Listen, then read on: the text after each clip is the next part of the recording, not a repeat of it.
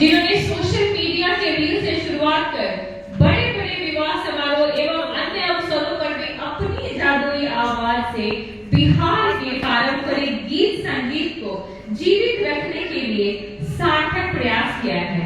तीन बहनों की जुगल जोड़ी हेमा पांडे की आवाज में मुजफ्फरपुर निवासी श्रीमती सागर श्रीवास्तव के द्वारा अंतर्राष्ट्रीय महिला दिवस के उपलक्ष्य में बिहार पारंपरिक गीतों पर आधारित फ्यूजन सॉन्ग निर्माण करने की घोषणा की जाती है। यह गाना बिहार को प्रेरित करेगा एवं विकास वैभव सर के मुहिम को साथ लेकर चलने में मजबूत भूमिका निभाएगा।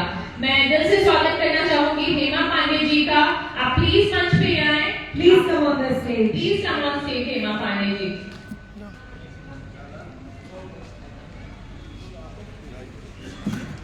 जाओ जाओ जाओ जाइए